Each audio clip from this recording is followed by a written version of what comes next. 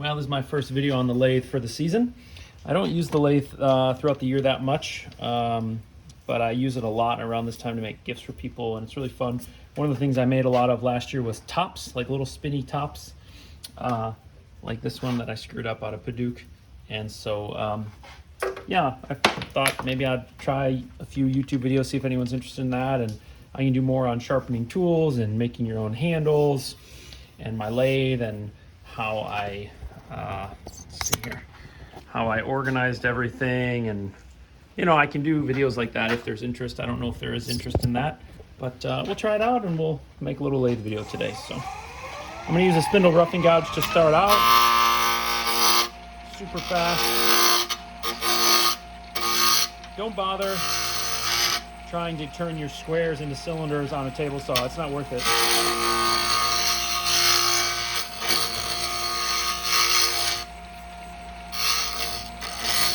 With the right tool and even reasonable technique, you can get down to a cylinder in a few seconds. So I used to try and take the corners off of my blanks on the table saw because I didn't have a spindle roughing gouge, and now I do, and now I don't do that.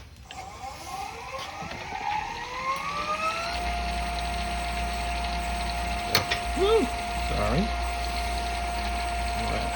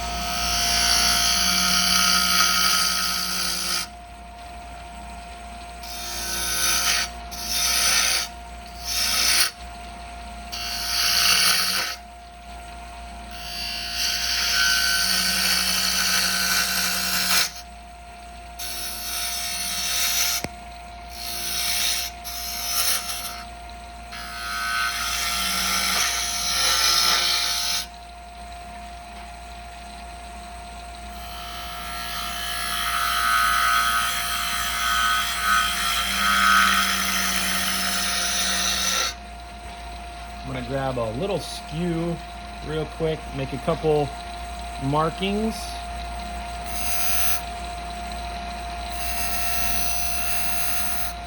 I like doing this. It's just, you take little markings and you take a bit of wire and you burn it. It just creates a really cool look. Doesn't cost you anything. And something about it just adds a dimension that makes it really dresses it up, in my opinion.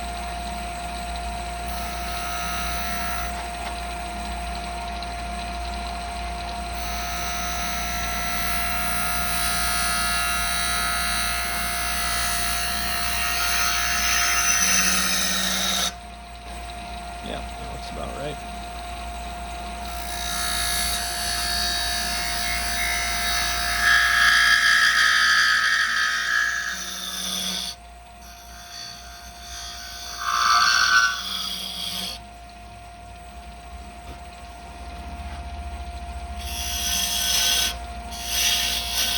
As you get the stem down thinner and thinner, this is going to wobble and it'll kind of sing at you when you cut, if you take big cuts.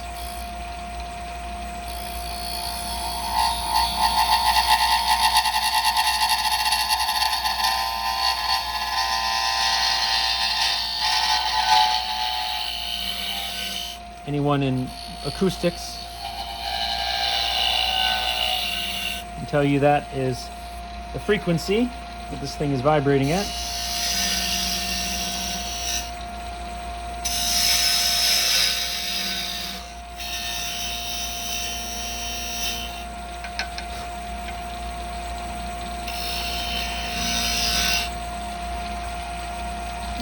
Take a little weight out of here.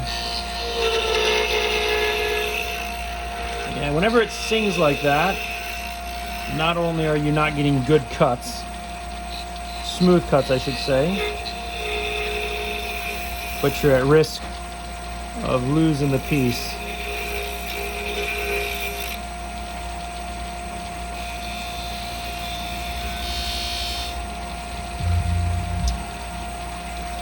All right, we'll just start with 150 real quick.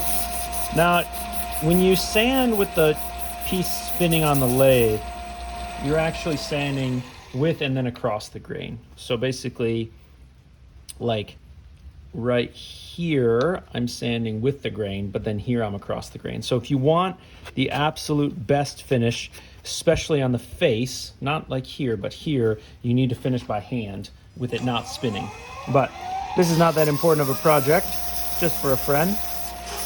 And I don't need it to be absolutely perfect. So I'm not even gonna go there. But if you want the absolute best finish, then you don't actually do the sanding with this piece spinning, and it takes a lot longer.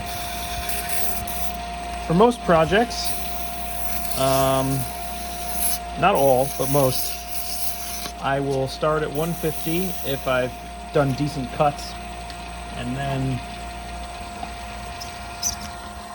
this thing is really nice. It goes from 180 to 600. And it's super handy because you don't really need much, you know, like I'm literally just grabbing that because for one, it cuts quite fast because it's spinning, and for two, if you've just done, you know, 180, then you don't need much sanding power to go from 180 to 240 and then up the grits, and just keeps things organized. And it's a very, it seems like a gimmicky thing when I first saw it, you know, this little fixture toilet paper roll thing, but I've really come to appreciate it because I can be a little OCD. I like things organized, and this is just very efficient to get just little pieces of sandpaper at a time. This is 400.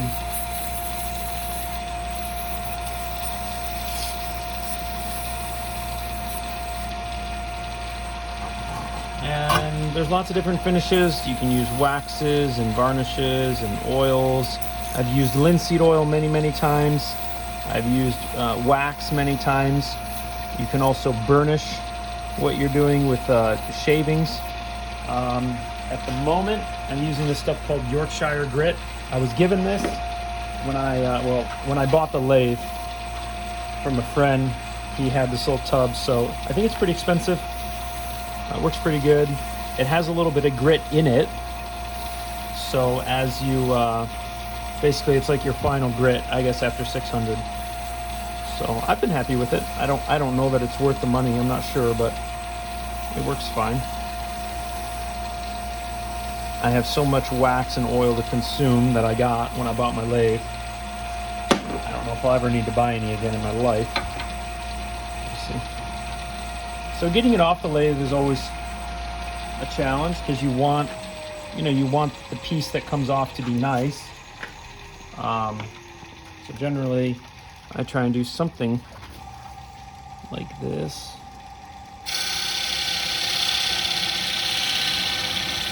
One thing to keep in mind is if the piece breaks off the lathe, normally it won't just break where you're cutting, it'll break further up and tear the fibers. So you got to be really careful about that.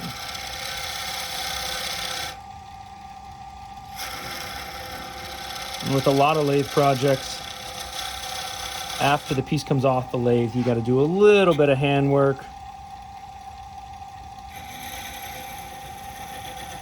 You know, it's impossible to sand this little section on the lathe with all the grits like I just was, so you have a little bit of work to do at the end yourself. But yeah, this is 600 plus some Yorkshire grit. This is walnut, and what I'll do is I'll finish that by hand. I'll normally kind of scrape it in my hand and rotate it till you get something like a cupped nature. That seems to work pretty good. And then the test is always, will it spin or not? Sometimes there's irregularities in the wood that keep it from spinning nicely, but this one does all right. So yeah, you can get these down to about, I don't know, 5 to 8 minutes each, and they're small and inexpensive. They don't take a lot of wood. They're fun for adults. They're fun for kids. Last year I made about 30 of them. So yeah, if you're looking for a little Christmas project to make, think about tops and spread the Christmas cheer. All right, folks, have a great day. Take care. Oh, if you didn't like this video, that's fine. Give it a thumbs down. Go check out Stuart Batty. He's from England. He's an amazing wood turner. He is, in my opinion, by far the best one to go and learn from. Stuart Batty from England. Check him out. He's incredible. Take care, guys.